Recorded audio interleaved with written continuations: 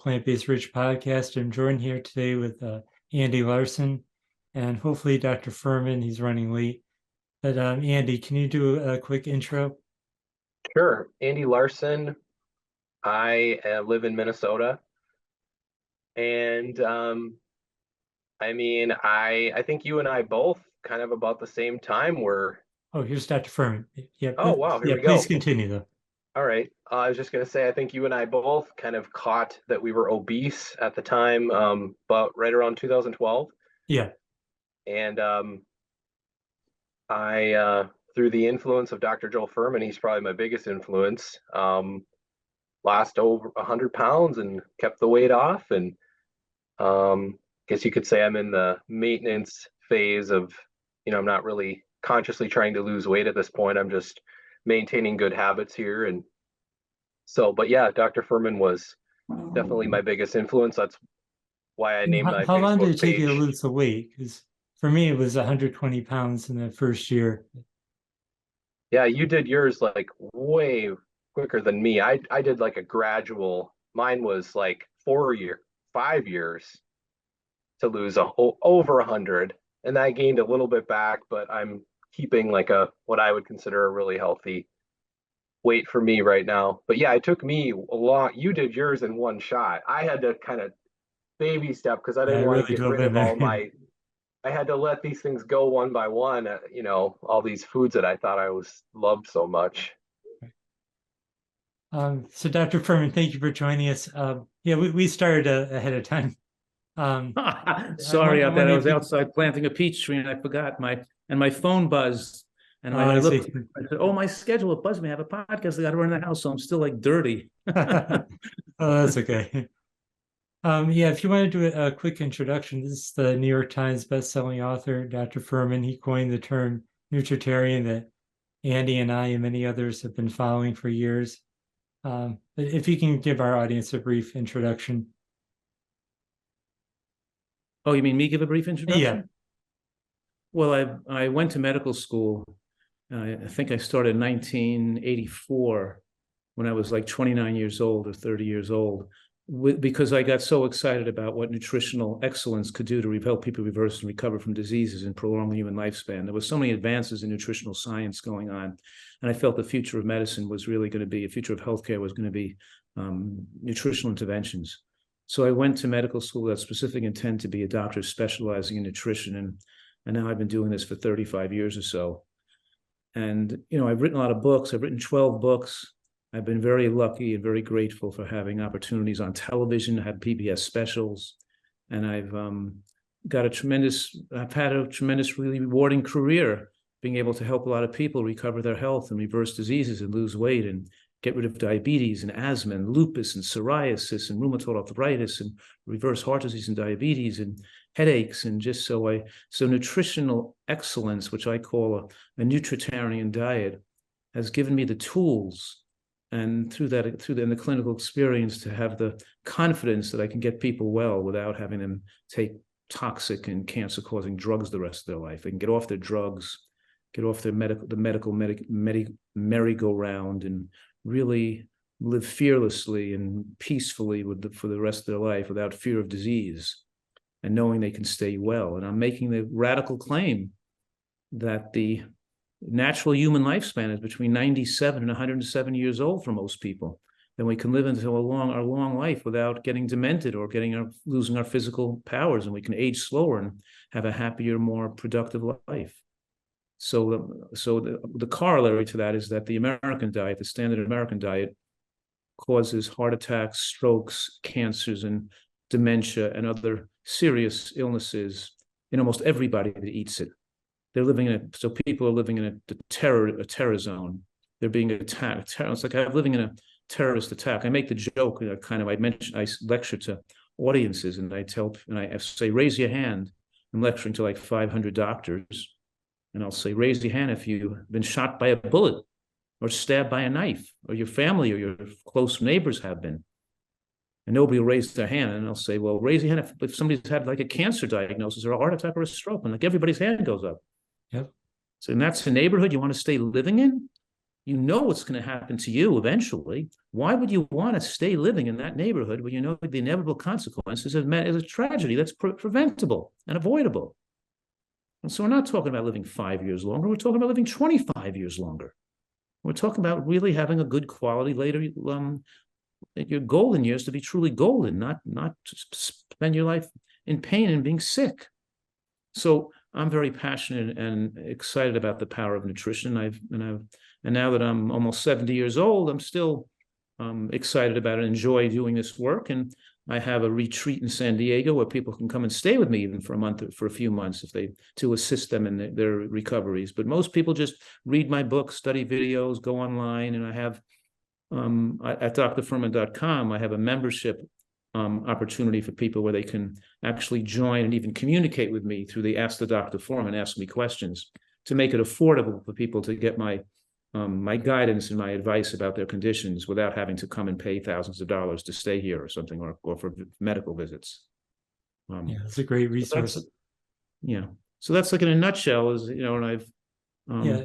And I have to say, and I'm sure Andy feels the same way, your message really resonated with me at a time when I found out I was going to be having to go on blood pressure meds, which I never did.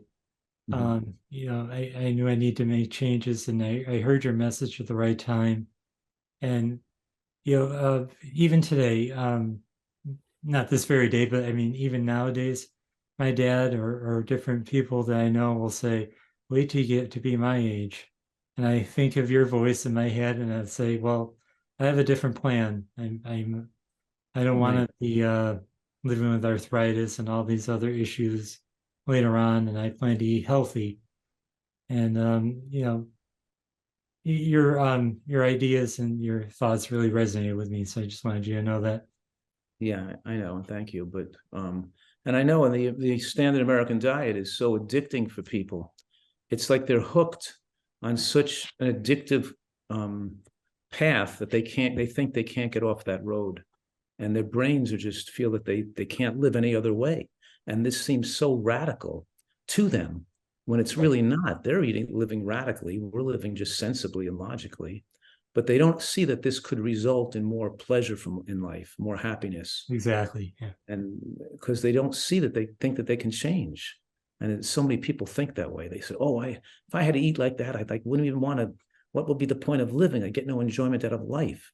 They don't understand that your taste buds acclimate, you learn good recipes, and then you can live your life more creatively and more fearlessly.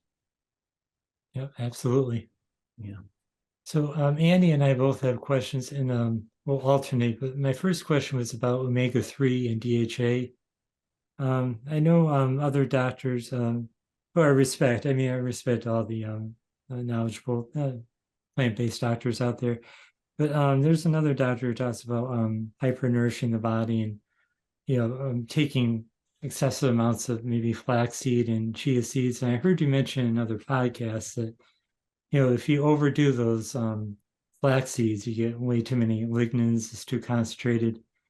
And I'm wondering. No, not too many lignans. You get too much cadmium. Oh, cadmium. I'm sorry. Yeah. And then in other logic, though, does it increase absorption of DHA if you overdo it, even if there's too much cadmium? Or what's the reason behind overdosing on these on flax? Would it increase your DHA levels, or is that? No, it would not. Yeah. There's really, it's kind of not a great idea to take the huge amount of flaxseed. Right. It's better to have a variety of different seeds, and it's not good to take one type of food. It's better to have a variety of food in your diet. Right. And you can't just pump up flax and expect to produce a high enough omega-3, because your body has limited ability. These delta desaturation enzymes that make the short chain ALA from walnuts and flax seeds and chia seeds to turn it into EPA and then DHA is determined by an enzyme which has very limited ability and very genetically determined. Some people can convert more readily and other people can't. Ultimately, we still have to measure that omega-3 index to make sure our level is above 5.5 ideally. Right. So we can adjust the dose of long chain omega-3 fats. So even if you're taking a half a cup of flax seeds a day, you still could be deficient in DHA, and you still need to take the preformed DHA. But if you took so much flax, so you made enough DHA without needing to supplement, then you're probably poisoning yourself with too much cadmium. Wow. Yeah. So it's not a great idea to do that. That's not a great method to produce enough DHA, is by taking excessive amounts of flaxseed. This is kind of a part two to that question. Is there, because I know it might be genetics, how your body converts DHA, but is there a way to boost that, or no, somebody would need to supplement, or is there a way to maybe with their food sources or how you eat? Well, some people could make enough with their food sources, right, by eating walnuts and flax seeds and chia seeds, and not having, and we're taking out all the omega-6 oils and making sure that you have at least half of your nut and seed intake comes from the high omega-3 nuts and seeds, not the high omega-6 nuts and seeds. So the body so that means half of your nut and seed intake has to be walnuts, flax seeds, chia seeds, and hemp seeds, those four. Flax seeds, chia seeds. So if half your nut intake is that, and you can just have pistachios and pecans and the other nuts, but at least half make it from the high omega-3. No oils, maximize conversion. And even still, most vegans will not produce enough, the optimal amount. And don't forget, it's lifetime exposure to salt that determines your risk of stroke in later life. It's lifetime. It's not, you can't cut the salt out once you're 90, 85 years old and expect to have a normal lifespan. The same thing with the omega-3 index. It's not trying to fix your omega-3 index once you're 80 years old, and when you see it failing and going down as you age. It's maintaining a robust omega-3 index your whole life that maintains maximal brain size and cognition when you're 95 or 100 years old.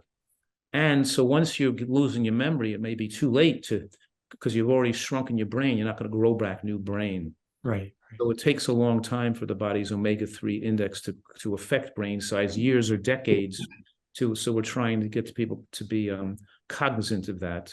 And also that if you're on a Nutritarian, you're living longer, so that brain size and cognitive ability means more, because we're going to be alive to be using our brains when we're 95 years old. If you're eating like an American diet, they're going to be dead at age 80 anyway. Right, so they have a chance for the brain to shrink as much at 85 and 90, So there's a lot of issues here. Some vegans and these vegans who want to advocate that they don't think that we need DHA are going to say that, well, there's not more dementia in vegans than standard American diet eaters, but that's a completely irrelevant argument, because the standard American diet eaters are not developing dementia predominantly because of omega-3 deficiency. They're developing dementia because of lack of phytochemicals, too much saturated fat, too much atherosclerosis and poor oxygenation of the brain. They're eating the cheeseburgers, the bacon, they're not eating a healthy enough diet to protect the brain. So omega-3 is only a small part of the cause in them.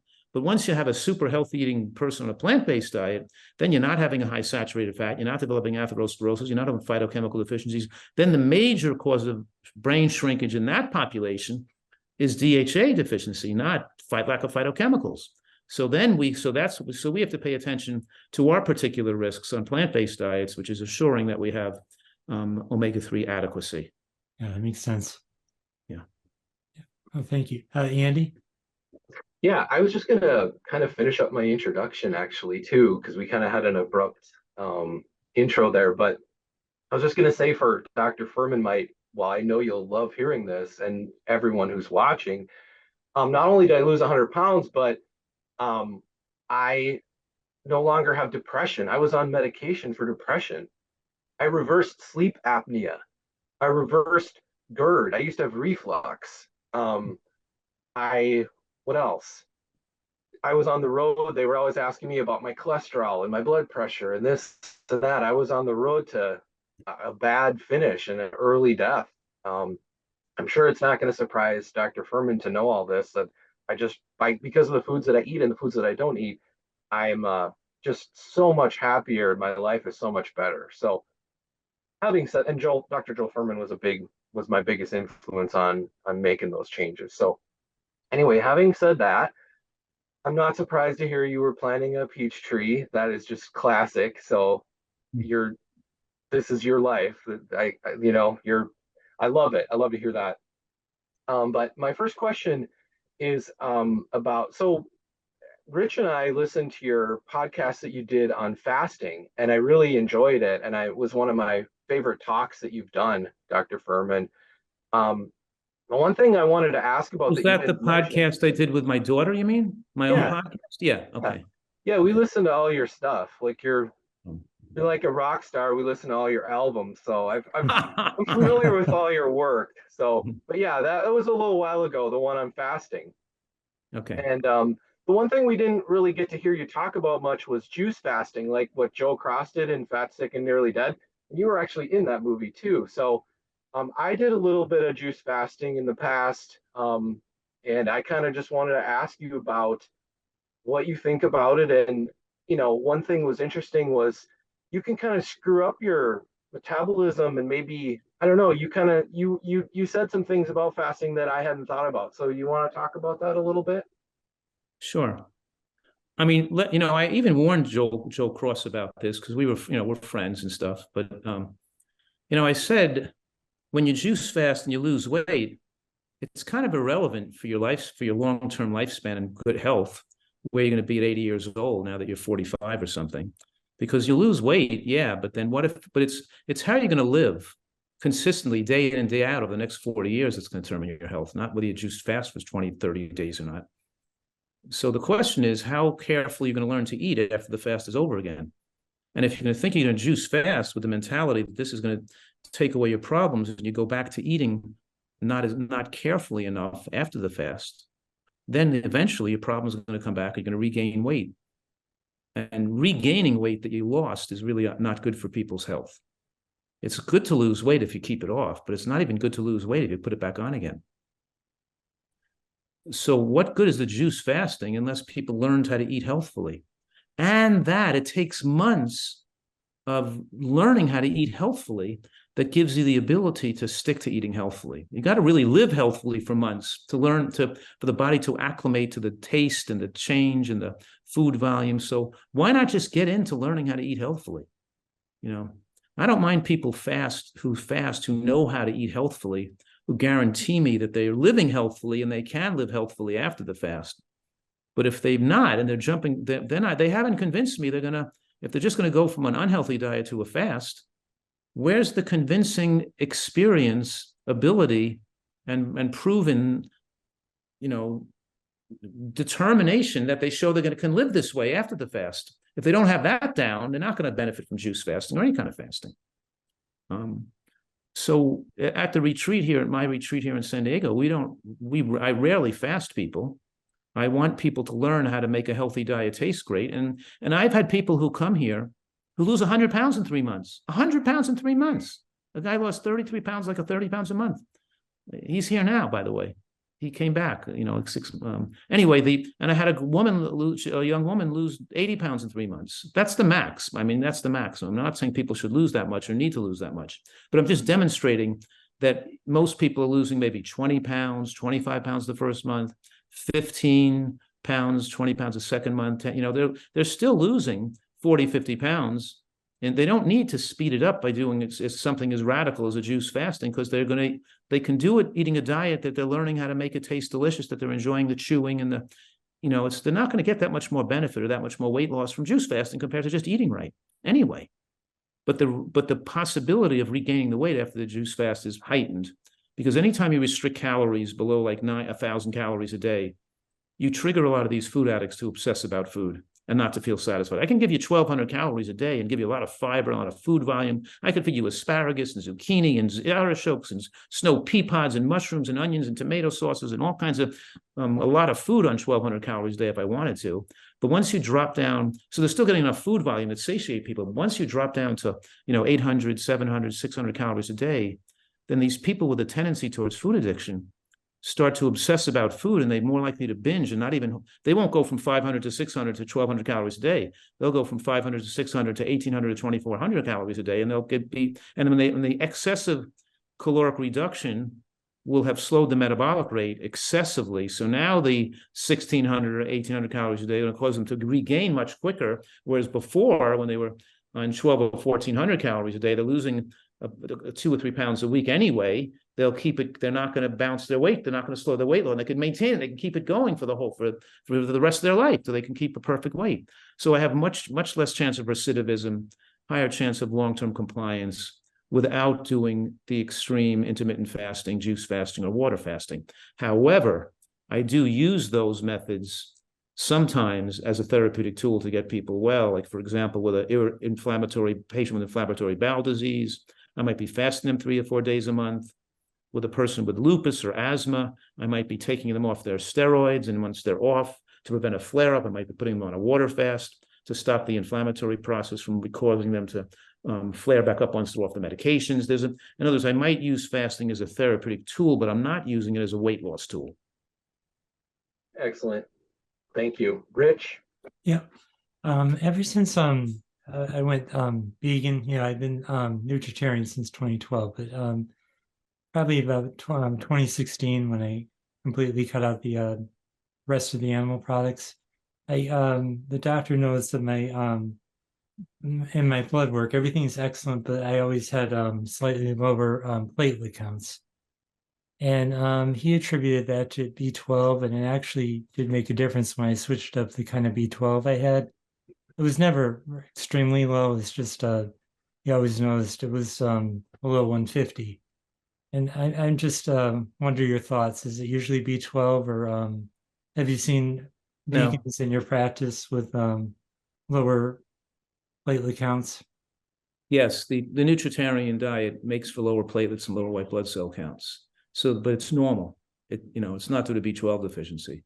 So it's normal to have platelets like 130, 140 instead of below 150. It's normal to have white blood cells at 2.8 or 3.2, instead of the normal range between 5 and 10. And why is that? We just don't need as many platelets? You don't need as much because your body, it's like you don't have inflammation. So your body doesn't produce much white blood cells. It can keep the white blood cells production lower, so it doesn't necessitate stem cell production, so much new cells. And the excessive activity of the stem cells depletes their activity and ages us faster, so we don't have that stem cell reserve when we're over the age of 90. So by reducing the stem cell requirements to produce white blood cells and platelets, because because of the lack of inflammation in the body from eating healthfully. So then we're aging slower. These needs are slower. The battery maintains its charge if you keep the flashlight turned off. If you're running the flashlight all the time, the battery is going to burn itself out. And people they're running their metabolic engine too high because they have to produce extra white blood cell substances and bone marrow activity because their metabolism's too fast too from all the food they're eating. It keeps their body temperature too high. Right. And their thyroid function too high, and they're just overworking themselves. So when you overeat calories, you also rev up your metabolism. When you undereat calories, you slow down your metabolism. And we want our metabolism to be moderately slowed, so we age slower. But we don't want it to be excessively slowed. So we're saying it's okay to be moderately slowed by calorically restricting to losing weight and being thin, but not caloric restriction so much so we're anorexic, so our BMI goes below 19, or because that we get too much metabolic slowing. Then we're not going to have enough muscle tissue and bone mass as we age. So it's that right balance. It's that art, the art of longevity. Now we're talking about the science and the art of longevity, adjusting our quality of what we're eating and the amount of calories we eat to just be lean but muscular and strong and not get too thin, but also recognize that most people are so overweight that they don't even know what a normal body looks like. True. Most people, so the normal person in America is significantly overweight. So a person that looks normal weight might be seen as being too thin. So. I know you've said like probably only 2% of the population is healthy. The thin people 2.4% of the population have 4%. BMI below 23 because if they eat right and exercise regularly. The other people that are of normal weight are there because they're alcoholics or smokers or because they're sickly. They didn't earn their normal. They're not favorable weight because they are eating healthy. It's only, and that 2.4% aren't eating a nutritarian diet. Those are just by the National Health. By the United States government's guidelines of what can they consider healthy. So just by conventional healthy standards, it's only 2.4% of people that are eating healthy enough to be a favorable weight. But by my standards, it's probably not even, 1 in 1,000 people that are eating really healthy, From what I see too, I think you're right. Yeah. Just from what I'm observing. Andy? Yeah, so I want to ask you about plant milk. So I normally just like buy the, unsweetened vanilla flavored almond milk. And I noticed they have this gum ingredient in it to kind of thicken it or whatever. And Yeah. I'm just kind of wondering, like, is that okay to consume? Do you make your own, or what do you drink? What kind of plant milk do you use? And what do you recommend people do? Well, because I'm mostly dealing with overweight people, so I'm, here at the retreat, so we mostly give them unsweetened soy milk, as opposed to the nut milks, which are a little more calorically dense. But the chefs will also make homemade nut milks, but they'll use hemp and walnut, and they may put some almonds in it, but they mostly use hemp and walnut with some almonds because we want to have the high omega-3 content. So I'll have a lot of the guests here put like a little bit of the hemp and almond milk, or the hemp walnut almond milk on their oatmeal and their berries in the morning, but they'll maybe use half soy milk, so they're having not too much of the nut milk. And because they're having a tablespoon of ground flax or chia and hemp on top of the fruit and the grain anyway. But mostly I use unsweetened soy milk. And I buy the brands that have no other ingredients. The only ingredient is water and soy milk. That's mostly what I use. Thanks. I think I'll try that. I've never really bought soy milk before. Yeah, I don't usually use oat milk because I don't want to put carbohydrate in liquid form. Yeah. Thanks. I'll give so there's a soy milk without the gum in it, because there's these Yeah, that's right. There's a bunch of brands of soy milk whose only ingredient is soybeans and water. That's it. It's just organic soybeans and water. Okay. And that's the brand that I use. Great. I'll look for that. Thanks. Sure. Rich? Yep. Last time I think I talked to you about I was planning to get my mercury fillings removed, and that went great. I'm so happy I did that, and I think I detoxed properly, just with the diet I have. But my question is, my doctor brought up fluoride, and I followed this advice. He thought I should get a water filter. I think it's one of the best decisions I made because the water tastes so much better too. And I stopped using Crest, and I started using a fluoride-free toothpaste. But what are your thoughts on added fluoride, especially in water systems? Do you think we might be doing more damage than we realize? Yeah, I think that has potential damage because it's not a nutrient, it's a chemical. Yeah. So it's like taking a pharmaceutical drug to strengthen our teeth or enamel on our teeth. And we want to live in a manner to avoid the need for medicinal substances because they become xenobiotic. The word xenobiotics, Xeno biotic, BIOT, IC, xenobiotic means that things inside your body that aren't part of normal human cells and normal human nutrition. There's something external to that. And people put in drugs and chemicals and pesticides and fluoride and things that are in cadmium and lead and mercury. And these things shouldn't be in the body. They're not normal to humans. It's not like fluoride's a nutrient. It's affecting, it has some beneficial effects on teeth enamel because of its chemical structure and toxicity, but it can have other negative effects. With these, you don't get something for nothing. You don't get just the positive effects without the negative effects. When you're using pharmaceutical substances, you always get some negative effect too. So yes, I do not recommend we use that to prevent cavities. I recommend we eat a healthy diet and keep our teeth clean to prevent cavities. And we don't try to strengthen it with fluoride. There's too much potential risk involved to the particularly to the immune system, and possible risk of autoimmune diseases or even cancer from continual and ongoing fluoride use. But in any case, people are exposed to, even like the COVID vaccine.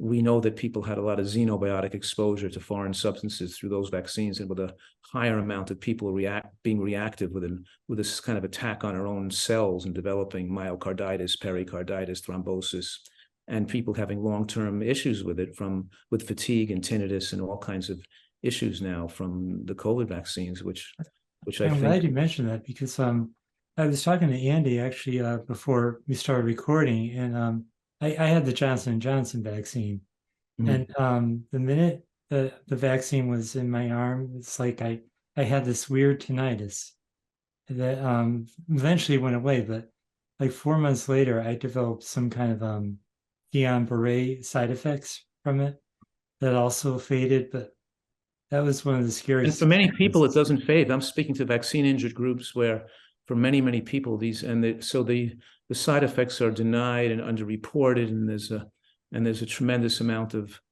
damage that can occur to people's immune system from putting foreign substances in your body. And these are much more dangerous vaccines than have been unleashed on the population in human history than other vaccines that have been tested and used in human history. So unfortunately, a lot of people have been suffering from it, from those side effects. And obviously, you know my point. My point is that excellent nutrition is the key to protection against both morbidity and mortality from pathogenic viruses and bacteria. And the press and the health industry knew this. They knew that the people that were getting mostly hurt and killed by COVID were overweight and sickly, and people with comorbidities on bad diets, eating fast food. And so they knew that the people they were seeing coming in and dying were the sickest people who had the worst diets. And instead of telling the population to clean up their act and eat healthfully and lose weight and get fit to prevent against COVID, their only avenue of defense was inventing a vaccine in a short period of time that was highly toxic. We could have saved so many millions of lives and millions of needless suffering if we gave a public educational campaign about eating healthy food and having a salad and keeping slim and eating vegetables and beans and nuts, and how much that could protect the ability of the immune system to not to be damaged by COVID or pneumonia or any other.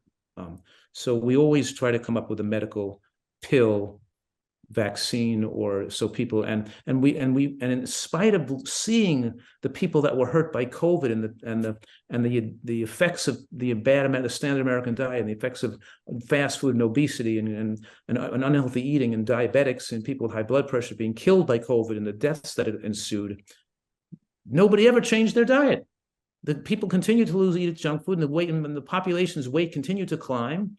And we've seen a loss of healthy life expectancy, and people in America now are dying even younger since COVID. We didn't utilize it as an opportunity to turn our health habits around and eat better. We're eating worse. Their waistlines are growing, and we still see a climb. And so we're seeing overall people living shorter, more painful, and more disease-ridden lives than it could have been the other way. And the vaccine hasn't made that better. It made it worse. It was an opportunity to teach the population to live healthfully. You're right. I feel like we blew that opportunity. We blew it. Yeah. Yep. Andy? Well, since you brought up fluoride, I have an actual practical question that applies to me. So I used to be a teeth grinder. Like I would grind my teeth in the night, and my teeth got pretty sensitive from just grinding, just from anxiety and whatever. So I wear a night guard now, so that like a plastic, so I don't, grind my teeth in while I'm sleeping. But my dentist has me on a fluoride toothpaste, and she says just use like a little pea size amount and brush your teeth, and it actually has made my teeth not hurt anymore. But now I'm concerned about fluoride because of what you just said. So is that okay that I'm doing that, or do you think that I should look for an alternative remedy, or what do you think about that? I don't know. Since you ground your teeth away, maybe the fluoride was gave you some assistance with helping growing back some enamel over them. And in your case, maybe the risk of the fluoride is worth it, especially if you're not ingesting it or drinking it. You're just using it in your mouth and washing it out of your mouth. Maybe, so I don't know. I mean, I don't know where you are now, if you still need that, for example. Yeah. Maybe you don't need it anymore, but I'd certainly rinse your mouth well after you coat your teeth with the fluoride, Okay. So you don't swallow it, gargle and rinse your mouth and spit out, Right. Thanks. Well, I thought I would just chime in because that actually was more applicable than almost any other question I had today. But I wanted to ask you about, I actually just talked to my parents about this too, because I think I told you the last time we chatted, my family is eating like this now too. And my parents were asking me, what else can I do besides balsamic vinegar on my salad? I'm getting kind of tired of it. And to be honest with you, I get a little burnt out on balsamic vinegar and just like seeds on my salad like over and over again. And I'm just wondering, like, is there a different type of vinegar I can try? And then could you tell me like one like easy 5 ingredient salad dressing that you, because I know you like to, you tell people to kind of blend vinegar and then like fruit and maybe some nuts or seeds and blend it up into something kind of delicious. I'm kind of lazy when it comes to doing that, but I'd be willing Haven't to you gotten try any of my something. cookbooks? Well, I know I do have your some of your books, but I mean, you uh, have all these great dressings in my books, but also we yeah, have 1,500 recipes. Or I think we have 2,000 recipes on the website. You can just type in dressings and get a whole bunch of them on the yeah. website. Try these. I mean, I have the dressings are rated by the members, which one they like the best too. Like there's some 5-star dressings. All I mean, they right, I like need to the try a healthy little harder. Caesar. The healthy Caesar dressing is made with cashews, hemp seeds, and tofu. And then they put Okay. some nutritional yeast and a little miso in there and roasted garlic and a little kelp. And they make like a Caesar dressing, a Caesar tasting dressing that's made of nuts and seeds. My That sounds favorite good. is like a Russian dressing that I make with black fig vinegar. I like the black fig better. I put almonds and hemp seeds in, and I put or almonds and walnuts. I blend it with like a thickened tomato sauce with sun-dried tomatoes and roasted garlic and black fig vinegar. I love that dressing. But I also like the fruity dressings you're mentioning, like apples or mangoes or oranges. Like an orange, I use the blood orange vinegar. I have these flavored vinegars on the website too. But I love the blood orange vinegar in with a peeled navel orange with cashews and sesame seeds. I'll even toast some of the sesame seeds in a pan and sprinkle some on top of the salad as well. But I'll blend them in the dressings, and I'll put a squeeze of lemon in there too. Lemon, blood orange vinegar, sesame seeds, cashews, and the peeled navel orange. I love that on a salad too. Those are some good ideas. Yeah. But Now that it's there's so now that many it's summer, great I'm gonna salad be, dressings that taste great. So many great salad dressings that make salads taste fantastic. yeah, And I must have like 10 flavors of vinegars for people to try to make it okay. interesting for them. Maybe I'll try one of your vinegars. Now that Yeah. it's gonna be summer, I'm gonna be eating like strawberries, and I'd like to put a lot of fruit in my salad. So that's really delicious with the vegetables. So and a little bit of Hey, walnuts or whatever. sure. Make app and take an apple with apple cider vinegar and some cinnamon and nutmeg and put some, hemp seeds and cashews in that and make a dressing. Or make mango. Mango works great as a dressing too, a mango type dressing. You can Okay. throw a little spice in there, a little nuts in there, but be creative and use and look through some of the. If you look through some of our dressing recipes, it'll spur you into creativity and to know how to make great dressings. Because you got to make great dressings if you're going to make great tasting salads, and you got to make some good sauces. Like you got to know how to make a Thai curry sauce to put on your vegetables at night to make the vegetables taste good. At least to learn a Thai curry sauce and like a Caesar cheese sauce for the like last night I had like a falafel. We had like a chickpea patty with a cashew cheese sauce on top made with cashews and hemp and tofu. And then of course we had it with vegetables like zucchini and tomato sauce and onions and mushrooms and a really thickened tomato sauce. And the tomato sauce we flavored with soaked sun-dried tomatoes and roasted garlic. And it really, so we're always having great flavors. Sounds amazing. Yeah, it does. I'm Rich. lucky that I can have since I built this retreat and we hired chefs to do the cooking, I don't have to cook much. I can just go eat the food from the chefs making it. So I'm really spoiled now. You don't have to make Yeah. cook and clean up after yourself, but we still miss it sometimes. So my wife and I sometimes will buy food and make it in our own house, even though we don't have to. We like sometimes just the fun of cooking and making a dish, for Yeah, ourselves. just to get creative once in a while. Just to get creative, yeah, and try things. So, yeah, Andy, you were talking about your parents. My next question has to do with my dad, who was diagnosed with giant cell arteritis. I don't know if you're familiar with that, Dr. Fuhrman. Sure. Mm-hmm. Yeah, and he's been taking prednisone, and he's been doing this IV monthly treatment. And I didn't like the sounds of the side effects, but he is recovering. But his diet is bad. And I'm just wondering, do you have any clients that have had that in the past? have they recovered with nutritarian diet? Yes, I mean, I've had, I've been in practice for many, many years. Now I'm not seeing like a full time practice anymore, but I still see the patients here to treat. But for many years, as you know, I was working all day long, seeing people that flew in from all over the world with these serious illnesses. So I've seen many, many varying cases and much more severe cases than a regular family physician would see because of my, people coming to see me. So yes, and I feel that utilizing these type of nutritional methods has enabled people to make full recoveries, and in cases like your father, to be able to come off the steroids and to stay well again without having to need them again.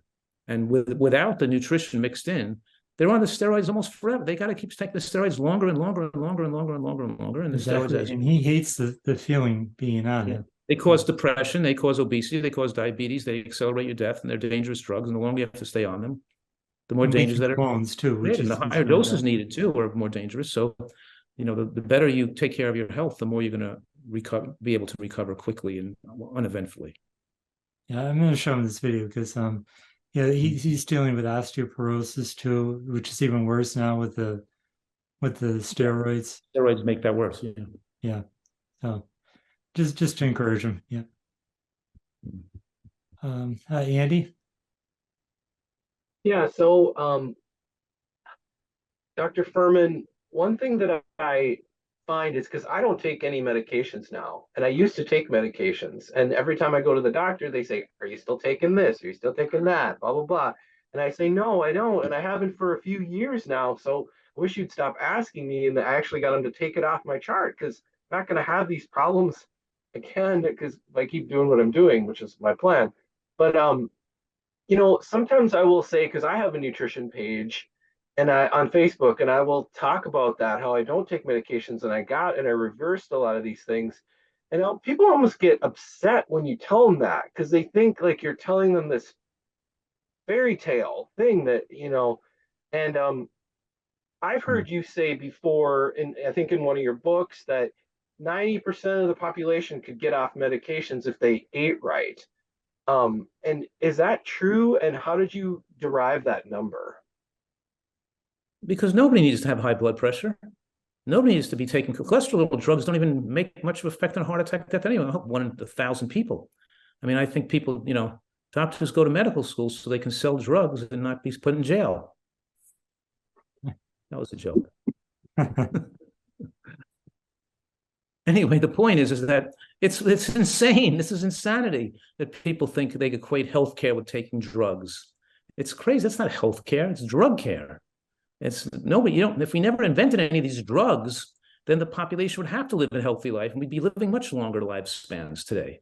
It's drugs. We're not living longer. People are still for the last 50 years, people have been dying. The lifespan in America has been still pretty much stable. We haven't won the war against heart disease. We haven't won the war against cancer. We haven't done, the drugs almost do nothing.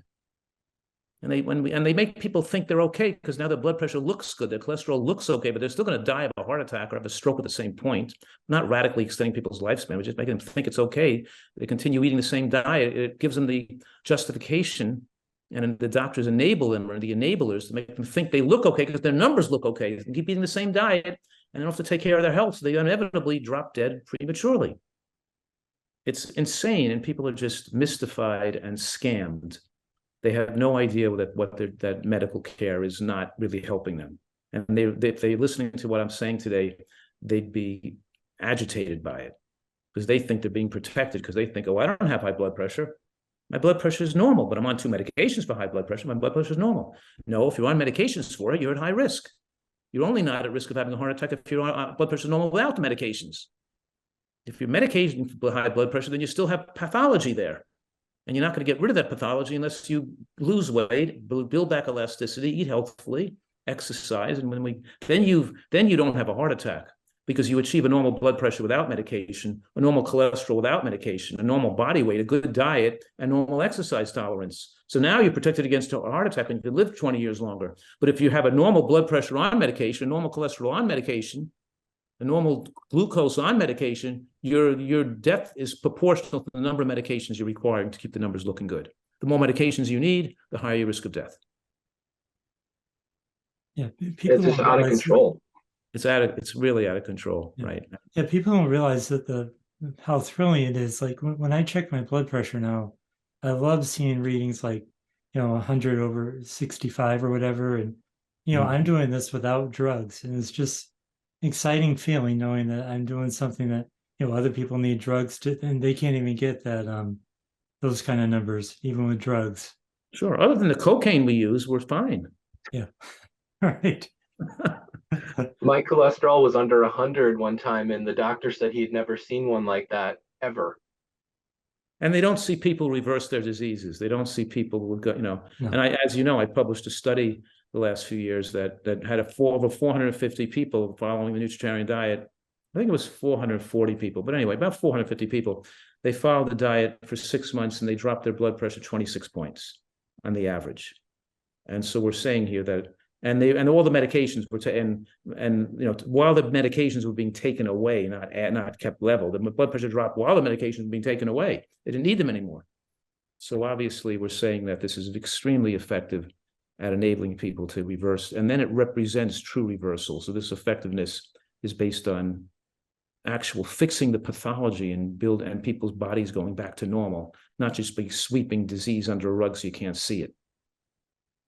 Exactly. So I have one more questions, kind of a two-part question. First of all, I want to let you know I'm planning to take the Nutritarian coaching course. I believe you're offering in August.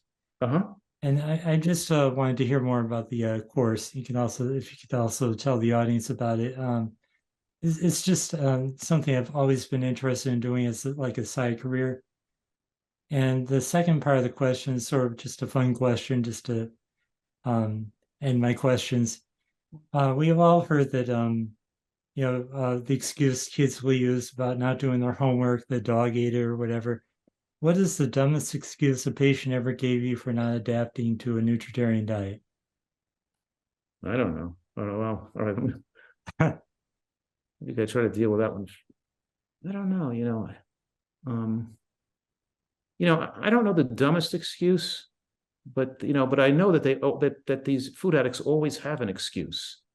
True. They'll go to an airport with no food in their bag on purpose. So there's nothing to eat except the food at the airport. So they'll buy a bagel or a pizza or something. Oh, I had nothing to eat, so I had to eat something unhealthy.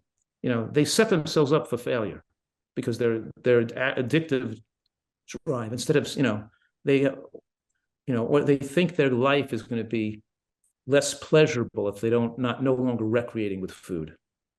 And your life is more pleasurable, not less pleasurable. It's just short-term thinking, because eventually your taste muscle changes, your food preferences changes, and you have and it's so worth it to be healthy and not have to walk around with the fear of disease all the time and with diseases all the time.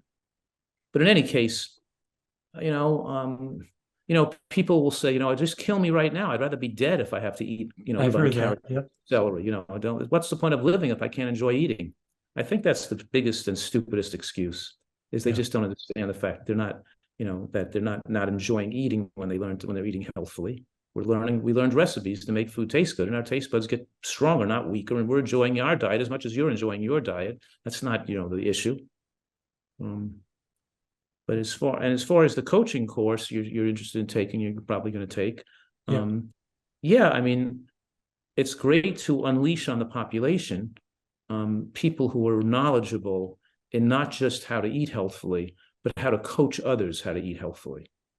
And so people can make money on the side as a business, but also just to deal with a lot of the situations, issues, and on how to educate, what's the best way to educate people and support them and motivate them to adopt this way of eating. So, and that's fun to do, to coach other people or to help other people, because we get a lot of personal satisfaction from seeing other people transform their health. And when you're a role model like you guys who have done it and achieved it, it gives you the superpowers to have more effect on other people. And that's fun. That's an additional benefit you're getting, an extra fun part of being able to be powerfully in a good way, powerful in a creative and way that has goodwill for people. Yeah. People go after power and being superior to other people for just for the purpose of being superior and feeling that they're big shotted, they're egos. But that's not good for your health. What's good for your health is to feel good about yourself and build self-esteem for your ability to be useful to others and to have goodwill for other people and use creative intelligence to have goodwill for other people. That's the best way to build self-esteem. And that's like eating lettuce and kale. And the other way is like eating junk food to feel better. This is eating good food to feel better. You're doing the right food to build your own, so you build emotional intelligence and emotional health. And emotional health is very supportive for a long life too. Absolutely. So it's good for your health to do what you're doing. It's good for your emotional health to be able to, in the business of creatively. So when a person says to you, hey, if I had to eat like that, I'd rather be dead. So now the question is, are you responding to protect your ego, to argue back so that you don't feel that you're being disrespected? Or does that not matter to you? And are you only concerned about having goodwill for the other, creative goodwill for that other person? Is your ego healthy enough? Well, you don't need to feel that you're in some competition with this other person to try to be to feel like you're more important, smarter, and they're dumber, and they insulted you, or you don't care about the insult, and you don't care about but you're just caring about, okay, how can I show this person I care about them? How can I show this person? How do I have this opportunity to have a possibility of being useful? And it's the possibility of being useful that's good for us. You're probably not going to be useful, but if you have the possibility of being useful, even if 1 in 100 chance, because you made that attempt to show the person care and to show that person some kind of consideration of trying to be helpful to them, that's good for your own self, your own emotional health. Yep. You know what I mean? Definitely. There's mindfulness here. It's like we're not going to self-destruct with food in our body for 15 seconds of a pleasurable feeling in our mouth. We're not going to put self-destructive substances in our body.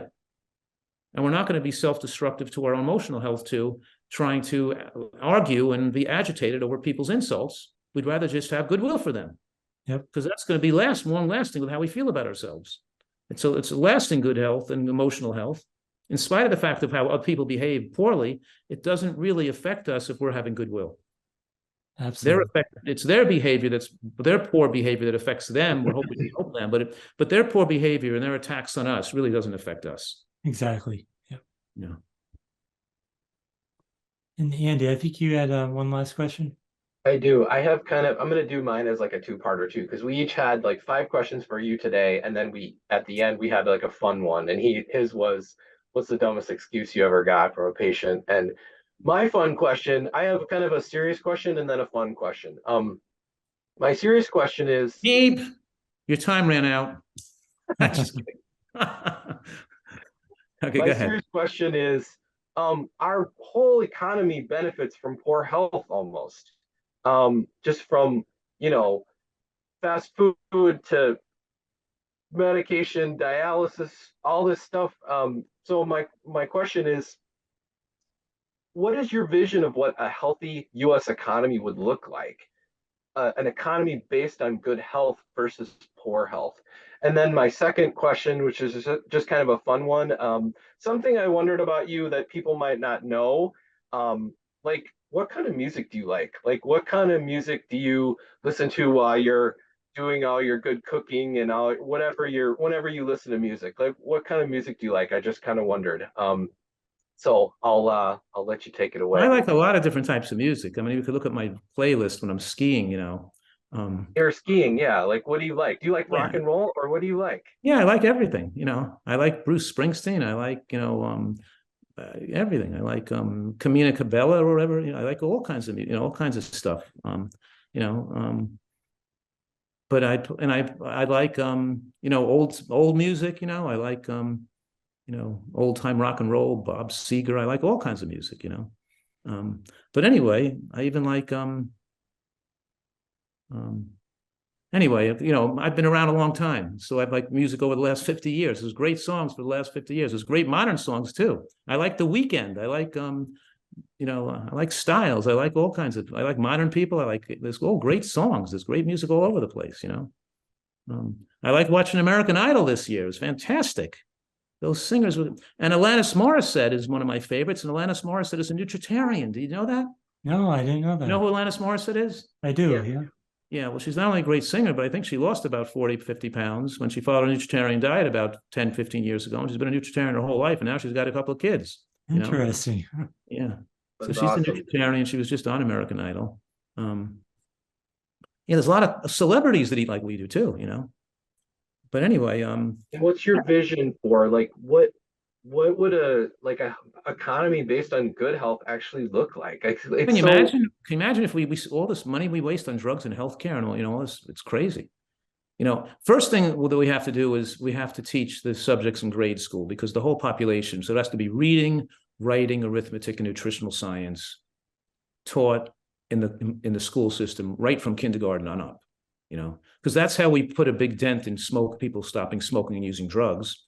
We started teaching children about the dangers of smoking, and we had, you know, and drug use and drunk driving, but we don't teach them about nutrition, about junk food, and we got to get away from supporting, you know, all these industries. Then so we have to, especially the fast food and the junk food industry, and you know, and the commercial baked goods and all this stuff. We have to tell it like it is, and we have to teach people what it, you know, about all this stuff. And the combination between the commercial, you know, animal product husbandry and the, you know, the cow and the you know, the chicken industry and the fast food and processed food industry, it's the power, and the drug industry, it's very powerful influence on thinking in America and what can be said on a television show, you know, because they're the advertisers. That's why my PBS shows were so valuable to me, because I could say almost whatever I wanted as long as I had scientific, as long as I could show them scientific evidence, I could say it. You know what I mean? I don't have to kowtow to the industry there. But in any case, yes, I would try. So that means that we'd have to come up with nutritional guidance that was not industry influenced, and teaching in the school systems that are not industry influenced. And then we'd see a huge effect on overall health outcome across the country. And we'd see a tremendously more viable people be able to think logically, peacefully, without anger, and to try to protect our environment, our communities, nature, and the climate. We wouldn't see people who are so narcissistically consumed with their immediate self-consumption of, you know, it's almost like, you know, we're talking here now about the fact that Trump came to power with a lot of support from a huge section of our population who are somewhat thinking illogically and with anger, with contempt, without the feeling of compassion for others or compassion or long-term thinking for our world and our environment and the protection of our world for our future generations even. So that short-term way of thinking is consistent with unhealthy eating. You just want what you want right now. You want immediate gratification. You don't care about the long-term consequences of your action on other people or on yourself. And that way of thinking became popular to a degree and is still so popular in our country. And I think that bad nutrition and poor eating is linked to that, because we see more, you know, in the southern states where there's more fried food and unhealthy eating, more obesity, more depression, more murder, more crime, more dysfunctional thinking, and more people who can believe conspiracy theories and all types of nonsensical ways of illogical thinking that's detrimental to themselves and the planet at the same time. So yeah, this reaches people intellectually, emotionally, politically, socially, and also affects the planet and the dangers for people in our society. And the other people are warring with each other and killing each other. I mean, it's just still in today's world where it's just horrible, you know, horrible. Mm-hmm. So people will be more peaceful, less easily angered, less concerned with their own power if they were happier and had passion about taking care of each other and the world around us. I wish that you could have, I wish you could have some serious influence on the public policy, because these are especially coming from someone like you know, that would really I doubt I've done the best I could. I've written books, I've had television shows, I do the best I can, but I don't think myself personally is going to have any effect on any of this. I've had my small effects, you know, people are eating healthfully. The fact that PBS made like $70 million off of my television shows, meaning that meant a lot of people bought books and tapes and videos and watched the show. You know, that means a lot of people were exposed to my nutritional advice. Doesn't mean how many people followed it or doing it, but it means a lot of people were exposed to it.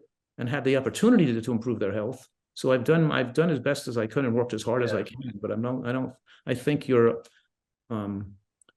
think I have more power than I have and more ability to influence other people than I do. You know what I mean? Well, I mean, I think that we need a huge change in the way we're doing things. And, I kind of just wanted to see because I don't think we spend enough time saying, what do you think, like, because we just keep trying to kind of make these little reforms politically, and we don't spend the time to say, what do you think a whole new world would look like? Because I mean, that's really what we need to do, I think. And I think that's where you're coming from too. So absolutely. But people with these big ideas, and and it's you have affected a lot of people on. I mean, you have made small changes, but I would love to see us adopt a whole new thing. Right. One of my recent books was called Fast Food Genocide. Yep. And it speaks to those social and political consequences of poor nutrition, and how it affects people's thinking and behavior. Yeah, I love that book. Yeah. Well, thanks, guys. Good talking to you as usual. Yeah, and thank you. Work you're doing too, and I'm so happy that I've influenced your lives in such a powerful way that's so dear to my heart, and so proud of you. And keep it up. Keep up the great work and all the stuff you're doing too. And I look forward to your coaching program as well too. Thank you. Okay. All right, take care. Bye. Bye-bye. Yeah, talk to you soon.